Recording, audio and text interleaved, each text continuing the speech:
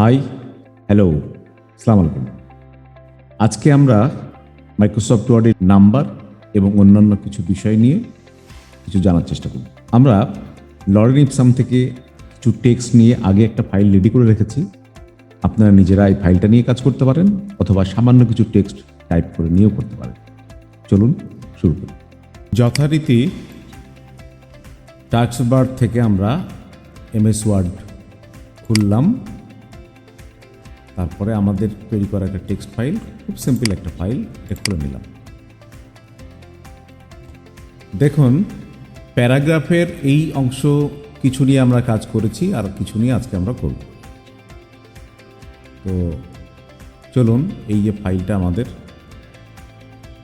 এই নিচের এই যে ডট দেখছি আমরা, এগুলোকে আমরা বলি হচ্ছে বুলেট।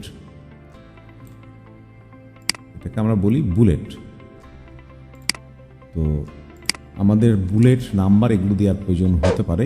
এই ধরনের মনে করেন প্রতিটা কিছু সাবজেক্ট আছে, এই বিষয়গুলো 1, 2, 3, 4, 5 আকারে মনে করেন যে এগুলো দিতে হবে আমাদের। তো আমাদের প্রতিটা লাইনের শেষে এখানে এন্টার প্রেস করা আছে। আমরা এখান থেকে এটুকু সিলেক্ট করলাম, করে এখন আমরা আমাদের এই অপশানটা যেটা আমরা দেখছি, এটা এই সিম্বলের নাম হচ্ছে বুলেট।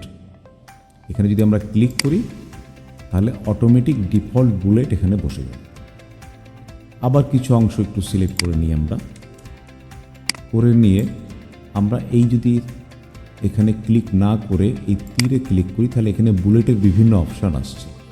এই ধরনের বুলেট দিতে চাইলে এরকম দিতে পারি, অথবা আবার বুলেটের অপশানে ফিরে গিয়ে যদি এ ধরনের বুলেট দিতে চাই সেটা দিতে পারি, অথবা কোনো ধরনের বুলেট দিতে পারি। আপাতত এটাই থাকলো। এই হচ্ছে আমাদের বুলেট। বুলেট ছাড়া এই ধরনের আরও কিছু কাজ আমাদের প্রয়োজন পড়ে, সেটা হচ্ছে নাম্বারিং। আমরা সিলেক্ট করলাম, প্রতিটা লাইনের শেষে এন্টার দিয়ে নিতে হবে, এটা মনে রাখবেন। এটা হচ্ছে নাম্বার। নাম্বারটা হচ্ছে অটো নাম্বারিং।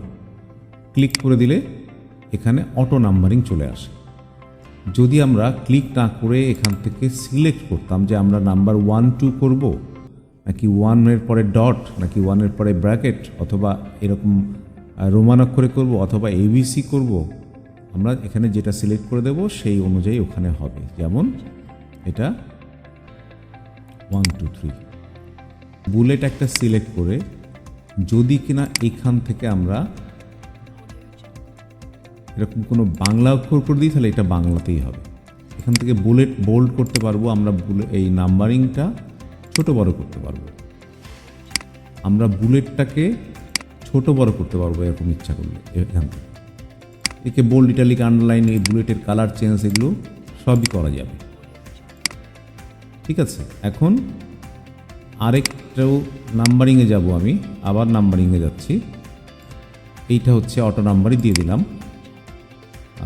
এখানে আর বাংলা না রাখি, এখানে এই নাম্বারিংটা ইংলিশই থাক,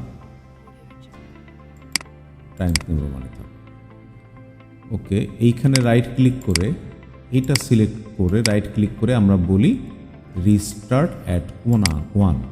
এটা তাহলে 1 থেকে সিলেক্ট করি, আগেরটার সাথে এটার কোনো মিল থাকলো না। রিস্টার্ট 1 আমরা অনেক বড় করে ফেলছি, তো মোটামুটি এরকম না। এই এখন 1 নম্বরের পরে আমি কার্সর রেখে এন্টার দিলাম, অটোমেটিক 2 নাম্বার আসছে। আমি এই 2টাকে মুছে দিলাম, দিয়ে আমি এখান থেকে এই যে সিলেকশন আছে এটাকে আমি সিলেক্ট করে ফেললাম। তার সাব নাম্বার আসছে,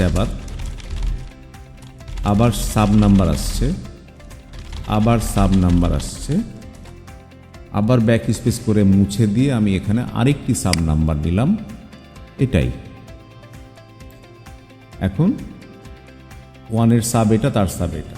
এভাবে আরও যদি আমাদের সাব নাম্বারিংয়ের দরকার হবে এভাবে আমরা করতে পারবো। যতক্ষণ পর্যন্ত আমরা ব্যাক স্পেস না করে এভাবে প্রথমটাই ফিরে না আসবো ততক্ষণ পর্যন্ত এভাবে করতে থাকবো।